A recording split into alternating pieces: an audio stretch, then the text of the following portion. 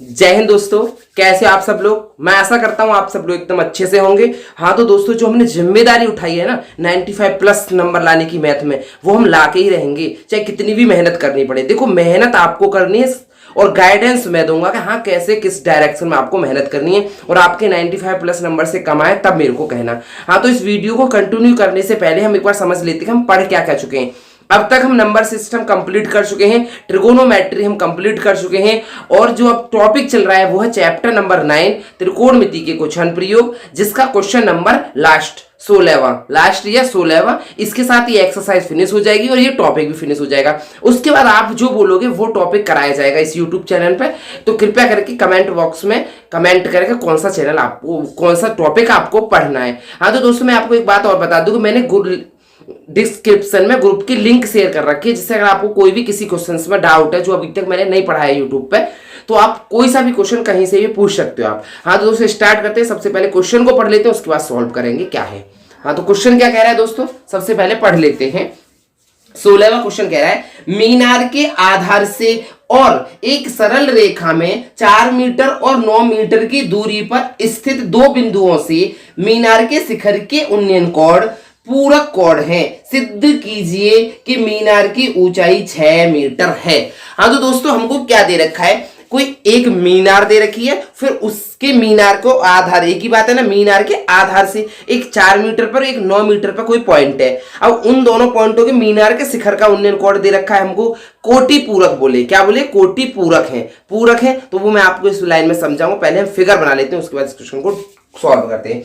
हाँ तो दोस्तों, क्वेश्चन स्टार्ट करते हैं हम। Answer number 16। इस क्वेश्चन के साथ आपकी एक्सरसाइज फिनिश हो जाएगी ये, और इस एक्सरसाइज के साथ ही इसका पूरा चैप्टर फिनिश हो जाएगा ये। Answer number 16।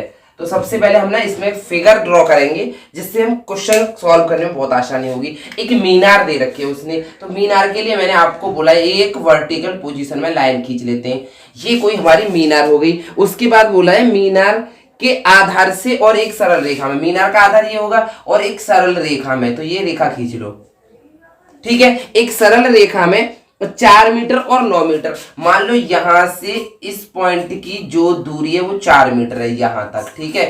ये कोई हमारा ए पॉइंट हो गया ये। इसके बाद 9 मीटर, ये आधार से यहीं से दूसरा कोई पॉइंट है 9 मीटर का, वो मान लेते हैं हमारा यहां कहीं बैठेगा यहां, ठीक है। तो आगे चलो, इस वाली लाइन को बढ़ाते हुए यहाँ कोई हमारा दूसरा पॉइंट है, इसको बी नाम दे देते हैं, ठीक है दोस्तों। ऐसे उसने ये क्वेश्चंस बोला है, और देखो क्या बोला है, इन दोनों पॉइंटों से, ये ए पॉइंट से और ये बी पॉइंट से इस मीनार के शिखर के उन्नयन कोण दे रखे हैं। तो इनको मीनार के शिखर को यहाँ पहले मिला देते हैं, उसके बाद उन्नयन कोण की बात करेंगे क्या क्या दे रखे हैं, ठीक है दोस्तों। तो सबसे पहले ना फिगर ड्रॉ करना बहुत इंपॉर्टेंट हो जाता है किसी भी क्वेश्चंस को सॉल्व करने के लिए। क्लियर दोस्तों, इस प्रकार ये मिला दिया, इसको नाम दे देते हैं हम सी और इसको नाम दे देते हैं डी। देखो, नाम जो आपका मन करे वो दे सकते हो, ऐसा कुछ नहीं है कि देखो दोस्तों हमको यही देना, जो आपका मन करे वो दे सकते हो। अब देखो क्वेश्चन में क्या दे रखा है कि शिखर के उन्नयन कोण पूरक कोण है। क्या है? पूरक कोण है। कौन से? कोटि पूरक कोण है, ठीक है। क्योंकि मैंने आपको बताया था ये कोण 90 से छोटे ही होंगे दोनों कोण, मतलब ये जो न्यून कोण होते हैं, ये कोण जो होते हैं न्यून कोण होते हैं, तो दोनों के कोटि पूरक कोण है। सबसे पहले हम देखो कोटि पूरक कोण के बारे में आप क्या जानते हो, जिन दो कोणों का योग 90 डिग्री होता है, मतलब कोई दो एंगल दे रखे हैं, अगर उनका योग सम 90 डिग्री बैठ रहा है तो वो एक दूसरे के कोटि पूरक कोण कहलाएंगे। जैसे 60 और 30, तो 60 और 30 को अगर जोड़ोगे आप तो कितने डिग्री का हो जाएगा? 90 का। तो ऐसे ही कोटि पूरक कोण क्या कहलाते हैं? जिन दो कोणों का योग 90 डिग्री हो। अब जैसे मान लो कि एक ये कोण दे रखा है आपको, माना हमने मान लिया पहला कोण थीटा है, ठीक है। तो दूसरा कोण क्या हो जाएगा? आप भी जानते हो क्या हो जाएगा, 90 में से माइनस कर दो, क्योंकि हमें पता है ना कोटि पूरक कोणों का योग कितना होता है, 90 डिग्री। तो सॉल्व करते हैं इस क्वेश्चन को दोस्तों, सॉल्व। और देखो पूछा क्या, एक बार ये और देखें, और उसने किया वो सिद्ध कीजिए मीनार की ऊंचाई। ये ऊंचाई √6 है। देखो मीनार की ऊंचाई भी इस क्वेश्चन में दे रखी है, सिद्ध भी करना है हमको। ये मीनार की ऊंचाई 6 मीटर है। मीनार की ऊंचाई कितनी है? 6 मीटर। तो देखो सॉल्व करते हैं क्वेश्चन को, कोई टेंशन नहीं होनी चाहिए। देखो माना CD एक मीनार है, माना CD एक मीनार है, एक मीनार है। क्लियर दोस्तों, सीडी एक मीनार है जिसके बिंदु सी से, जिसके बिंदु सी से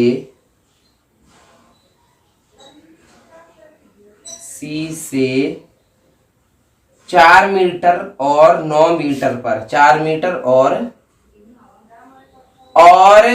9 मीटर पर ए और बी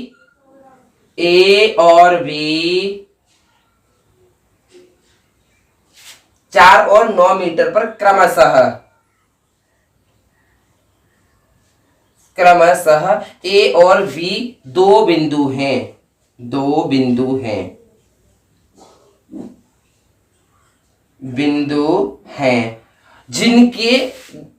जिन बिंदुओं से, मतलब दो बिंदु हैं, इनके मीनार के शिखर से उन्नयन कोण, इन दोनों बिंदुओं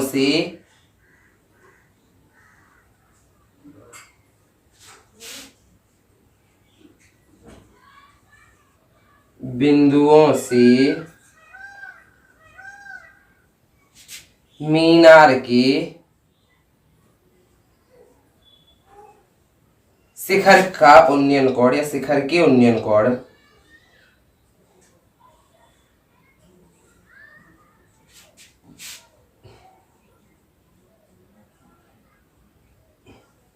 कोटि पूरक है। क्लियर दोस्तों, कोटि पूरक हैं।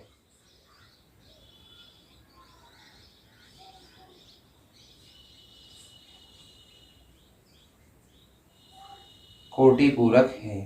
अब दोस्तों बस यहां यही लिखना है, हम जानते हैं कोटि पूरक कोणों का योग 90 डिग्री होता है। बस हम जानते हैं कोटि पूरक कोणों का योग 90 डिग्री होता है। और क्वेश्चन हमारा सॉल्व होने की कगार पे स्टार्ट हो गया दोस्तों। हम जानते, एकदम क्लियरली समझा दूंगा पूरा क्वेश्चन। हम जानते हैं, वीडियो बनाने में थोड़ा देखो टाइम लग जाता है क्योंकि मैं समझा रहा हूं आपको, कर नहीं रहा हूं, करूंगा तो टाइम नहीं लगेगा। हम जानते हैं, और हमको करना क्या है, यहाँ समझना है, उसके बाद बोर्ड में करना है। तो बोर्ड में हमें टाइम कम करना है, यहाँ समझने में टाइम लग रहा है, कोई दिक्कत नहीं है। हम जानते हैं दो कोटि पूरक कोणों का योग, दो कोटि पूरक कोणों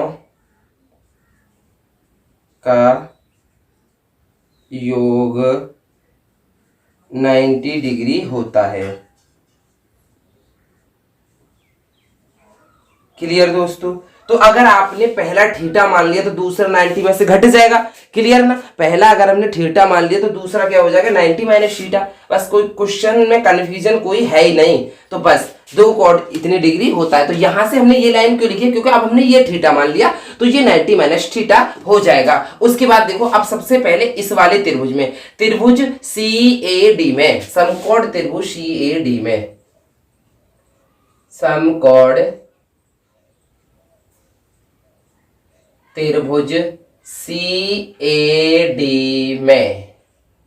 अब देखो दोस्तों, यहां समझने वाली बात क्या है, यहां बस समझने वाली एक ही बात है। समकोण त्रिभुज CAD में हमको क्या करना है, देखो 4 मीटर ये दे रखी है, और CD, ये जो CD है ना, इसको बस कैसे करना है वो क्वेश्चन समझते हैं। हमको एंगल थीटा दे रखा है, CD के बराबर सिद्ध करना था 6 सेंटीमीटर है, सॉरी 6 मीटर है। CD बराबर ये सिद्ध करना 6 मीटर है। तो अभी हमको CD भी नहीं पता, मान लो नहीं पता ना, तो सबसे पहले हम क्या करेंगे, यहां देखो ये हो गया हमारा लंब, ये हो गया लंब, और ये हो गया आधार जो हमें पता है। तो लंब अपॉन आधार किन त्रिकोणमितीय, ये जो भुजाएं कौन से त्रिकोणमितीय अनुपात में आएंगी, तो वो हम यहां से देख लेंगे लाल बट्टे कक्का से। तो साइन कॉस टेन, टेन में लंब और आधार, और कॉट में या तो टेन में आएगी या कॉट में आएगी लंब और आधार। तो यहां हम टेन ले लेंगे, क्या कर लेंगे, टेन, क्योंकि मैं आपको बता चुका हूं, लास्ट बार फिर बता रहा हूं, टेन हम इसीलिए ले लेंगे, साइन कॉस टेन के हम मान याद कर लेंगे, जिससे हमें अन्य 3 त्रिकोणमितीय अनुपातों के साइड वाले मान याद करने नहीं पड़ेंगे, इसीलिए हम टेन ले लेंगे।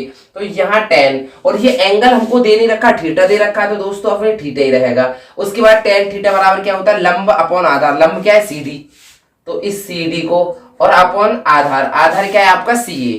तो एक एक लाइन समझते जाओ, क्लियर। तो टेन थीटा बराबर क्या हो जाएगा दोस्तों, टेन थीटा, भाई एंगल दे नहीं रखा तो यहाँ मान तो कुछ रख नहीं सकते, ठीक है ना दोस्तों। तो फिर क्या है, कंफ्यूज मत हो, क्लियर समझ में आएगा। अब देखो CD की जगह CD ही रहने दो क्योंकि हमें पता ही नहीं है। CA का मान तो हमको पता है ना 4, तो CA की जगह 4 रख दो, कोई दिक्कत नहीं होनी चाहिए। और आपका दोस्तों ऐसे इसको समीकरण 1 मान लो। अब देखो समझोगे ना तब, अभी कंफ्यूज मत होना, एक संग वीडियो छोड़ के मत भाग जाना कि समझ में नहीं आ रहा, आएगा। ये समीकरण 1 हो गया। इसी प्रकार समीकरण 2 में, समीकरण 2 सॉरी त्रिभुज दूसरे वाले में, तो समकोण त्रिभुज DCB में,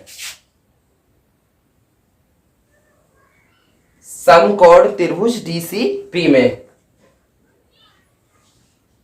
समकोण त्रिभुज देखो DCB में।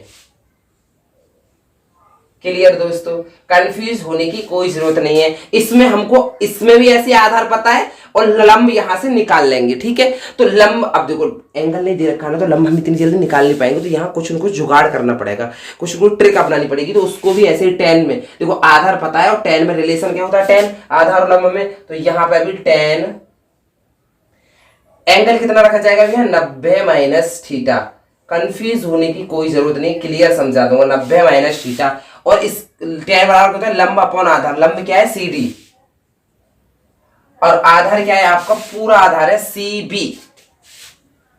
अब जो पता है उसका मान रख दो। तो देखो tan 90 माइनस थीटा को तो हमें यहाँ पर मान पता नहीं है, तो tan 90 माइनस थीटा बराबर CD की जगह CD और CB का हमको पता है 9 है। अब देखो आपने पढ़ा है, क्या पढ़ा है फर्स्ट में, स्टार्टिंग में जो त्रिकोण भी पर चेंज करते थे, tan 90 माइनस थीटा बराबर क्या होता है, cot थीटा। क्या होता है, cot थीटा। डिस्प्ले हो गया होगा बोर्ड पे, तो cot थीटा बराबर हो जाएगा आपका CD अपॉन 9। यहां तक किसी को कोई कंफ्यूजन मेरे अकॉर्डिंग तो नहीं होनी चाहिए, एकदम क्लियरली समझा रहा हूं दोस्तों। उसके बाद देखो दोस्तों, अब यहां क्या कर सकते हो आप, यहां पर इसको भी समीकरण 2 दे दो। देखो इसको समीकरण 2 दे दिया हमने, हमें समझना है। देखो समीकरण 2 दे दिया, अब ऐसा कुछ हो सकता है इन दोनों समीकरण से यहाँ CD रह जाए और tan और आपस में cot कैसे भी कट जाए। देखो हम जानते हैं, क्या जानते हैं, मैं आपको नॉर्मल समझा रहा हूँ। tan थीटा का अगर हम गुणा cot थीटा में करेंगे तो क्या आता है, देखो tan theta into cot theta की जगह 1/10 रख देते हैं, तो tan से tan कट के 1 आता है। क्यों ना समीकरण 1 और 2 का गुणा करके ये गायब हो जाएंगे, तो यहाँ CD का रिलेशन रह जाएगा, तो हम निकाल लेंगे आसानी से। बस यहां जैसे ही दिमाग में टच आई तो तुरंत लिख देंगे समीकरण 1 और 2 में गुणा करने पर। या ऐसे क्वेश्चंस दिखाई दें आपको जहां एक जगह tan थीटा हो, एक जगह cot थीटा हो, वहां कुछ नहीं करना आपको, समझते डायरेक्ट समीकरण 1 और 2 का मल्टीप्लाई करना होगा। तो समीकरण 1 और 2 में गुणा करने पर, समझ रही हो ना दोस्तों प्लीज, समीकरण 1 और 2 में गुणा करने पर, और 2 का गुणा करने पर, गुणा करने पर। कंफ्यूज होने की कहीं पे भी बात नहीं है। जब आपको क्वेश्चंस में दिखाई दे जाए कि एक जगह tan थीटा आ रहा है, एक जगह cot थीटा आ रहा है, तो हम इनको गायब कैसे कर सकते, गुणा करके कर सकते, बस गुणा कर देना वहां पे। तो देखो एक इस वाली साइड का इस वाली साइड से होगा, तो tan थीटा इनटू में cot थीटा। क्लियर दोस्तों, फिर बराबर का चिन्ह लगा के बराबर वाली साइड का, बराबर वाली साइड में CD अपॉन 4 इनटू में CD upon 9, CD upon 9। Clear दोस्तों। अब देखो tan थीटा को तो ऐसे ही रहने दो, tan थीटा, और आप जानते हो cot थीटा का व्युत्क्रम क्या होता है, 1/10, तो यहां हम 1/10 रख देंगे, 1/10 थीटा बराबर में CD का CD में मल्टीप्लाई करेंगे, CD स्क्वायर हो गया। क्लियर सी बात है, CD स्क्वायर अपॉन 9 का 4 में मल्टीप्लाई करेंगे, 36 हो जाएगा। क्लियर दोस्तों, यहां तक क्लियर। अब देखो tan थीटा से tan थीटा कट गई, तो यहां रह गया 1।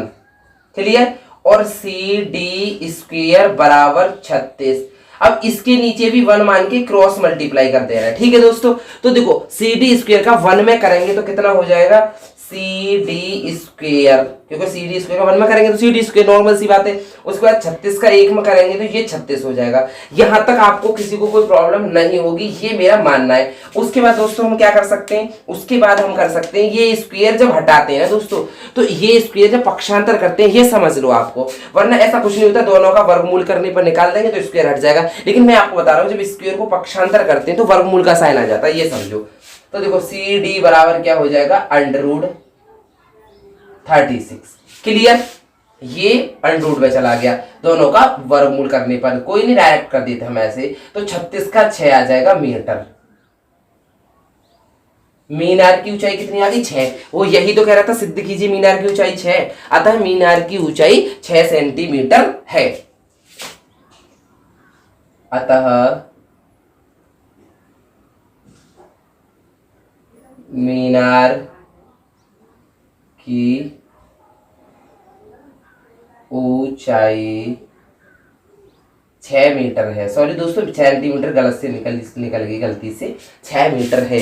तो हमारे यही सिद्ध करना, तो आपको एकदम अच्छे से समझ में क्वेश्चन आ रहा होगा। हाँ तो दोस्तों, अगर क्वेश्चन अच्छे से समझ में आ रहा है, इसके साथ ही देखो क्वेश्चन फिनिश हो गया, चैप्टर भी फिनिश हो गया, एक्सरसाइज फिनिश हो गई। अब आप जो बोलोगे हम वो एक्सरसाइज चलाएंगे। अगर ये मैथ आपको अच्छे से आ रहा है, मैंने एक जिम्मा उठाया कि आपके 95 प्लस मैथ में कैसे भी करके दिलवा के रहूंगा, तो दिलवा के रहूंगा। मेहनत आपको करनी है, ये पक्का गारंटेड कह रहा हूं कि मैं पक्का 95 दिलवा के रहूंगा। तो हाँ दोस्तों, मैं मिलता हूं फिर नेक्स्ट चैप्टर के साथ, जो आपको ज्यादा मार्क्स देगा उसके साथ, या फिर आपके जो कमेंट्स आएंगे उस चैप्टर को सबसे पहले कराएंगे। हाँ तो दोस्तों, थैंक यू, मैं मिलता हूं फिर नेक्स्ट वीडियो में।